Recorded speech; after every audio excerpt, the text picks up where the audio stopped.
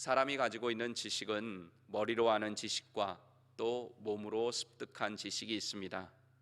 이 두 지식 사이에는 큰 차이가 있습니다. 예를 들면 김치를 담그는데 필요한 레시피가 있습니다. 어떻게 김치를 담궈야 하는가, 재료는 뭐가 돼야 되고 얼마만큼의 양을 넣어야 되고 하는 그런 레시피가 있습니다. 하지만 레시피대로 담근다고 해서 다 김치의 맛이 같은 것은 아닙니다. 이런 차이를 우리는 담그는 사람의 손에 배어든 손맛의 차이라고 합니다. 이렇게 알고 있는 지식과 몸에 밴 지식은 차이가 있습니다. 우리가 살아가는데 머리로 아는 지식이 분명히 필요합니다. 하지만 더 중요한 것은 그 지식이 나의 몸이나 일상에 배도록 하는 것입니다. 내 몸이나 내 삶에 배지 않은 지식은 생명력도 없고 활용되기가 어렵습니다. 그리스도인으로서 우리는 하나님의 말씀을 지식적으로 알아야 합니다. 하지만 아는 것으로 그쳐서는 안 되고 그 말씀을 적용하고 실천해서 삶이 되게 해야 합니다. 즉 하나님의 말씀이 우리의 삶으로 나타나야 한다는 것입니다. 그래서 우리는 신앙을 지식적으로 가진 사람이 아니라 신앙생활을 하는 사람이 돼야 합니다. 이해가 되시죠? 우리가 지식으로 신앙생활하는 사람이 아니라 삶으로 신앙생활을 해야 한다는 것입니다. 이삭은 그랄 지역의 모든 삶을 정리하고 부엘세바라고 하는 곳으로 거처를 옮겼다고 했습니다. 그런데 어느 날 느닷없이 그랄 왕 아비멜렉이 자신의 친구 아우삿과 군대 장관 비고를 데리고 그랄에서부터 부엘세바까지 이삭을 찾아왔습니다. 블레셋 족속의 왕이 군대 장관을 대동하고 직접 이삭에게 왔다는 것은 대단히 중요한 사건이라고 할 수 있습니다. 그가 왕으로 이삭을 만나야 할 이유가 있다면 이삭을 부르면 되는 일이었습니다. 또 어떤 전할 메시지가 있다고 하면 그냥 군대 장관만 보내면 되는 일이었습니다. 그런데 한 유목민에 불과한 이삭에게 왕이 직접 군대 장관까지 친구를 대동하고서 이렇게 찾아온다는 것은 대단히 이례적인 일이라고 할 수 있습니다. 저는 오늘 본문 말씀에 의지해서 아는 말씀에서 사는 말씀으로 라는 제목으로 말씀을 쉽게 접하고 또 말씀을 많이 알아서 지식적으로는 뛰어나지만 말씀대로 살아내지 못하는 우리에게 주시는 두 가지 은혜를 나누고자 합니다. 첫 번째로 아는 말씀이 사는 말씀으로 연결이 돼야 합니다. 먼 길을 찾아온 아비멜렉에게 이삭은 단호하게 이야기합니다. 너희가 나를 미워해가지고 나를 쫓아낼 때는 언제고 어찌해서 이곳까지 왔느냐? 분명한 팩트를 이야기합니다. 이삭에게 이야기를 들은 아비멜렉은 다음과 같이 대답을 합니다. 오늘 본문 28절, 29절 함께 읽어보겠습니다. 그들이 이르되 여호와께서 너와 함께 계심을 우리가 분명히 보았으므로 우리의 사이 곧 우리와 너 사이에 맹세하여 너와 계약을 맺으리라 말하였노라. 너는 우리를 해하지 말라. 이는 우리가 너를 범하지 아니하고 선한 일만 내게 행하여 내가 평안히 가게 하였음이니라. 이제 너는 여호와께 복을 받은 자니라. 아멘. 이 아비멜렉은 그랄에 살 때 이삭이 어떻게 살았는지를 알고 보고 말하는 것이었습니다. 이삭이 농사를 지어서 첫 해에 100배의 축복을 받는 것을 봤습니다. 또 이방인인 그가 낯선 땅에 와서 거부가 되는 것을 직접 봤습니다. 이삭을 시기하여 우물을 다 메어버리고 쫓아내 버렸는데도 이삭은 아무 말 없이 그랄 골짜기로 나왔습니다. 힘들여 우물을 다시 팠는데 그랄 목자들이 자기들 것이라고 우기니까 그냥 넘겨줍니다. 그런데도 또 이삭이 다른 곳에 우물을 파면 물이 나오는 것이었습니다. 아비멜렉은 이런 이삭의 삶을 봐서 알았든지 보고를 들어서 알았든지 그 삶이 어떠한 것을 알고 있었습니다. 이 삶을 지켜본 아비멜렉은 이삭이 두려워진 것입니다. 그래서 이삭을 찾아가서 서로 해하지 말자는 계약을 맺어야 할 필요성을 느낀 것입니다. 그래서 직접 친구와 군대 장관까지 대동하고 이삭을 만나기 위해 브엘세바까지 찾아온 것입니다. 자, 우리는 지금 창세기 이삭의 이야기를 살펴보고 있기 때문에 우리는 과정을 알고 있습니다. 이삭이 하나님의 말씀에 순종해서 그랄 땅에 거주했더니 하나님이 놀라운 복을 주셨어요. 근데 그 축복이 시련으로 바뀌었다는 것을 우리는 알고 있습니다. 그 받은 축복 때문에 그 땅에서 쫓겨났어요. 이 아비멜렉이라고 하는 사람, 또 그 땅에 사는 사람들이 이삭을 쫓아낸 것입니다. 그랬을 때 얼마나 이삭이 억울했겠습니까? 또 이해가 되지 않았겠습니까? 왜 자기가 그랄 골짜기로 쫓겨나가야 되는지, 자기가 잘못한 것도 없는데 이렇게 생각했을 것입니다. 하지만 이삭은 그들과 싸우지 않고 분쟁하지 않고 그대로 그 자리를 떠납니다. 또 가서 우물을 파고 물을 얻었더니 엉뚱하게 그랄 목자들이 와서 이거 내 거라고 하면서 빼앗을 때도 또 그냥 그렇게 넘겨줍니다. 이삭이 아무 생각이 없어서 그랬겠습니까? 그렇지 않았거든요. 하지만 이삭은 그렇게 했어요. 그랬더니 하나님께서 어떻게 역사하십니까? 이삭을 쫓아냈던 사람, 이삭을 미워하고 경계하고 시기했던 그 사람들이 결국은 자기 발로 찾아와서 이삭에게 머리를 굽히는 거예요. 고개를 숙이는 거예요.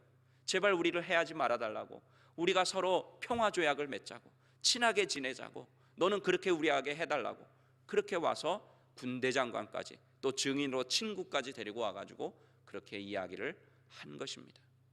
이것이 바로 우리 그리스도인의 삶이 되어야 합니다.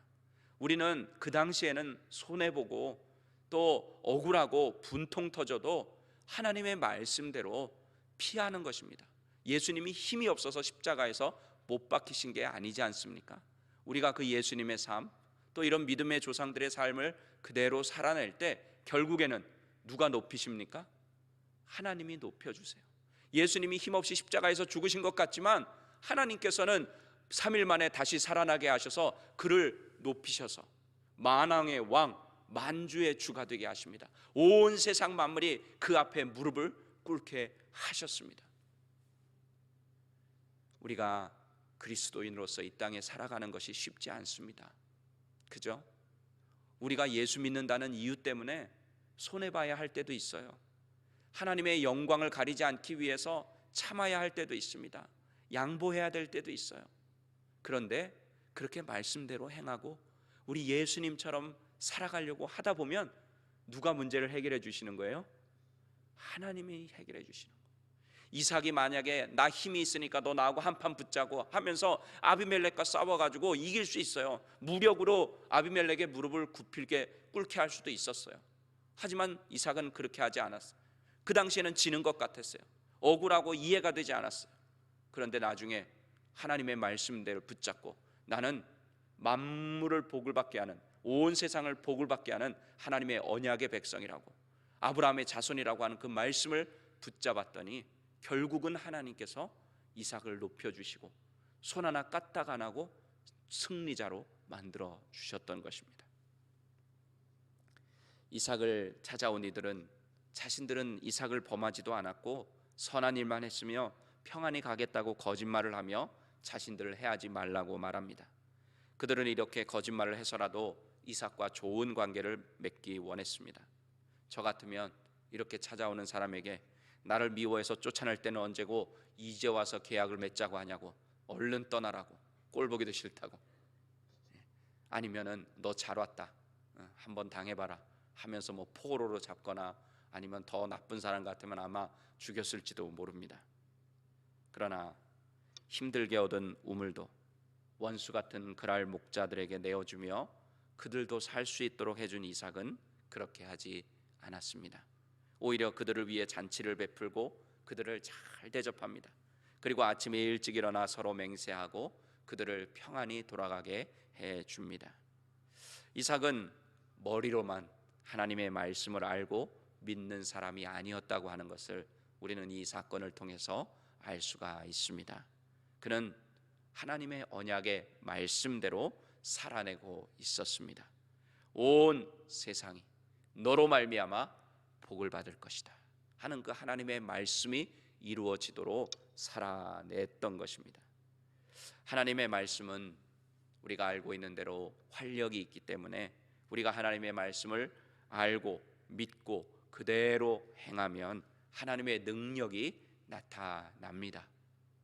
말씀은 곧 하나님이시기 때문이고 그 속에 생명력이 있기 때문입니다. 우리 히브리서 4장 12절 잘 알고 있는 암송하고 계신 말씀일 텐데요, 우리 함께 믿음으로 다시 한번 읽어보겠습니다. 하나님의 말씀은 살아있고 활력이 있어 좌우의 날선 어떤 것보다도 예리하여 혼과 영과 및 관절과 골수를 찔러 쪼개기까지 하며 또 마음의 생각과 뜻을 판단하나니. 아멘. 사실 우리는 하나님의 말씀을 똑바로 많이 알아야 합니다. 좋은 말씀을 듣고 묵상하는 것도 필요합니다. 그런데 여기서 멈추면 말씀을 알고 듣고 묵상하는 것이 도루묵이 될 수 있습니다. 하나님께서 우리에게 말씀을 주신 것은 그냥 잘 알고 있으라고 주신 것이 아니고 묵상의 재료로만 주신 것이 아니라 그대로 살라고 주신 것이기 때문입니다. 새벽 예배에 나오실 정도의 믿음의 성도님들이라면 하나님의 말씀을 사모하는 분들이고 또 많이 평소에 듣고 배워서 알고 계신 분들이라고 할 수 있습니다. 하지만 제가 말씀드리고 싶은 것은 아는 것과 사는 것은 분명히 다릅니다. 많은 사람들이 알고 있는 그것을 그대로 살고 있다고 착각할 때가 너무나도 많아요. 내가 알고 있는 것을 내가 이대로 살고 있다 착각하는 겁니다. 특히 말씀을 공부하고 가르치고 전하는 저 같은 목사도 이런 착각을 할 때가 있습니다. 매일같이 말씀을 전하기 때문에 그 말씀대로 살고 있을 것이라고 착각하는 것입니다. 나도 모르게 그렇게 생각하는 것입니다. 또 여러분들처럼 오랜 신앙생활 하신 성도님들도 스스로 말씀대로 살고 있다고 생각하는데 실상은 그렇지 않은 경우가 많이 있다는 것입니다. 우리가 다 인정하는 대로 우리의 신앙이 아는 것으로 그치면 경건의 모양은 있지만 하지만 아무 능력이 나타나지 않습니다. 사도 바울이 아들 같은 디모데에게 전한 말씀, 우리 디모데후서 3장 5절 함께 읽어보겠습니다.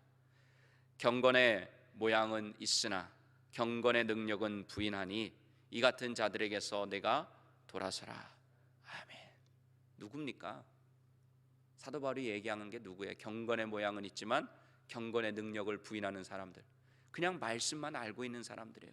말씀의 지식만 해가지고 머리만 커져 있는 사람들, 그 말씀을 가지고 다른 사람들을 비판하고 정죄하고 단죄하고 하는 그런 사람들, 그 당시에 소위 말하는 영적인 리더들, 그들을 경계하라는 것입니다.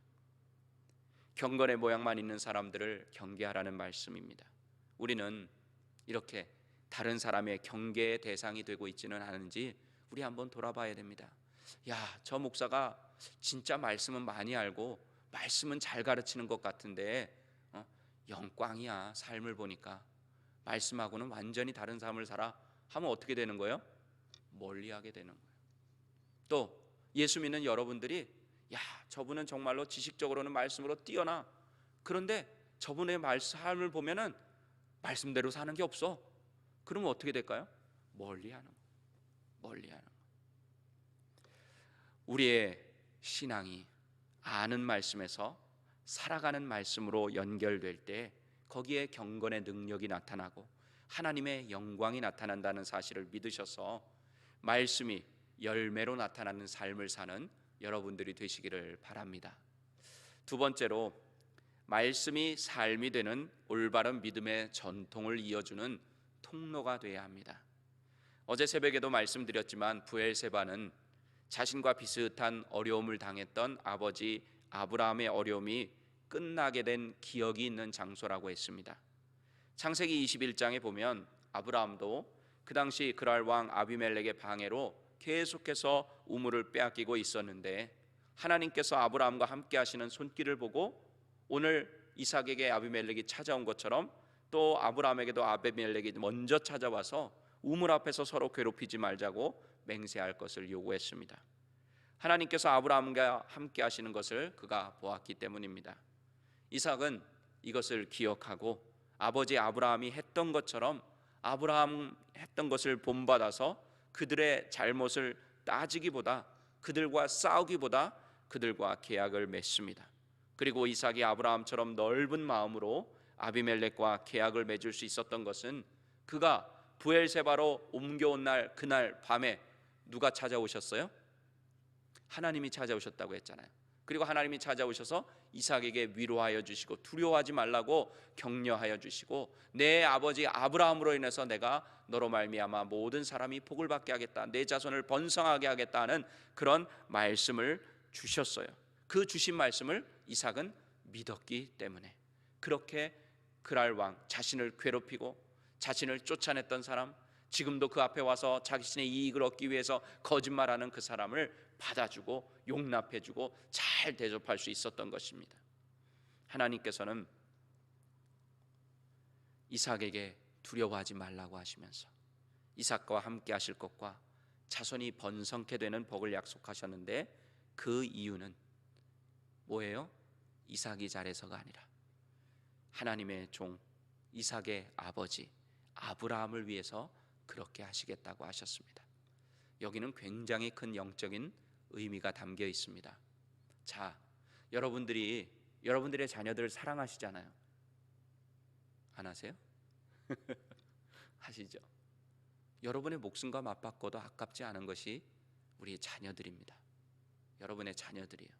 자, 그러면 오늘 말씀을 우리의 삶에 적용해 본다면 이삭이 복을 받게 해주실 것이라고 하는 이 축복의 말씀을 주신 것은 누구 때문이라고 분명히 말씀하세요? 하나님이 아브라함 때문에, 즉 아브라함 때문에 그 아들 이삭을 잘되게 해주시겠다는 거예요. 그 아브라함의 믿음을 보시고 그 순종에 보시고 그 삶을 보시고 그렇게 해주시겠다는 겁니다. 그렇다면 여러분들이 여러분들의 자녀들을 잘되게 하는 최고의 방법이 무엇인 거예요? 여러분들이 하나님 아버지 앞에서 잘 하시면 되는 거예요. 하나님 마음에 들게 사시면 되는 거고요. 하나님을 기쁘시게 드리면 되고 하나님 말씀대로 사시면 되는 겁니다. 그러면 하나님께서 여러분의 자녀들을 향해서 뭐라고 말씀하시는 거예요?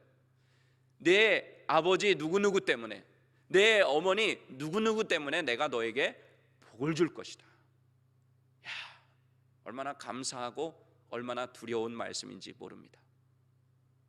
내가 잘하면 내 자신도 잘 되고 내가 잘못하면, 진짜 잘못하면 내 자손도 잘못될 수 있다는 말씀이기 때문입니다. 우리도 영적인 아브라함의 자손으로 동일한 복을 누리고 있습니다. 그 이유는 우리가 잘해서가 아닙니다. 우리는 그저 죄인에 불과합니다. 전적으로 예수님 때문에 은혜와 복을 누리는 사람이 됐기 때문입니다. 예수님이 십자가에서 못 박히셔서 나의 죄와 허물과 가난과 저주와 질병의 문제를 다 담당해 주셨기 때문에 우리가 지금 이 땅에서 하늘나라의 복을 누리며 살고 있습니다. 몽골의 징기스칸 잘 아시죠? 징기스칸. 여러분들 역사, 세계 역사 속에서 가장 넓은 땅을 차지한 사람이 누군지 아십니까? 알렉산더 대왕일까요? 징기스칸일까요? 그저 지금 징기스칸 얘기하고 있으니까 현명하세요. 자, 징기스칸이에요. 이 가장 세계 역사 속에서 가장 넓은 땅을 차지해봤던 이 징기스칸이 세계를 정복할 수 있었던 비결은 용맹한 부하들과 기마대 덕분이었습니다. 징기스칸과 함께 생명을 걸고 싸운 장수들을 특별히 뭐라고 불렀냐면 타르탄, 이렇게 불렀습니다. 타르탄.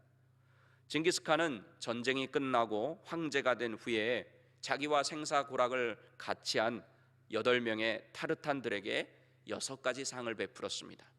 그 상이 뭐냐면, 첫 번째는 당신들은 언제든지 누구의 허락을 받지 않아도 내 방에 들어올 수 있습니다. 두 번째, 당신들은 전쟁이 끝나면 노획물을 제일 먼저 골라 가질 수 있습니다. 세 번째, 당신들은 앞으로 평생 동안 세금이 면제됩니다. 네 번째, 당신들은 사형에 해당되는 죄를 지어도 9번까지 용서받을 수 있습니다. 5번째, 당신들은 내가 정복한 나라들 중에서 가지고 싶은 땅을 가질 수 있습니다. 6번째, 저는 이제 이걸 말씀드리려고 하는 거예요. 당신들은 이런 권리를 4대까지 계승할 수 있습니다.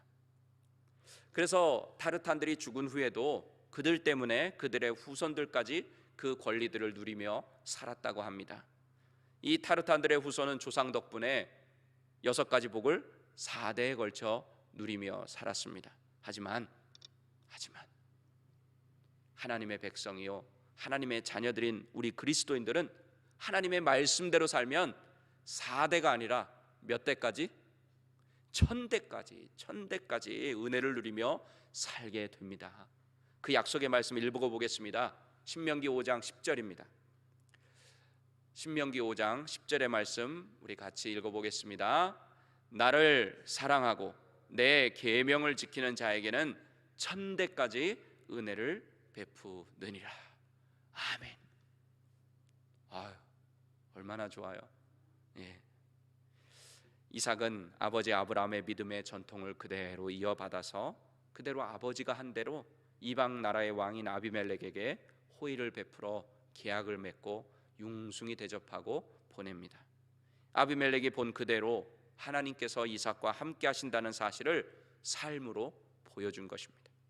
아브라함이 삶으로 보여준 그 신앙의 좋은 전통이 아들 이삭에게도 이어져서 이삭도 믿음의 조상답게 살아가게 되었다고 믿습니다.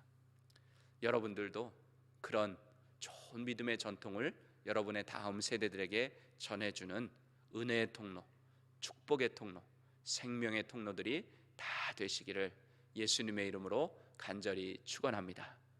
기도하시겠습니다.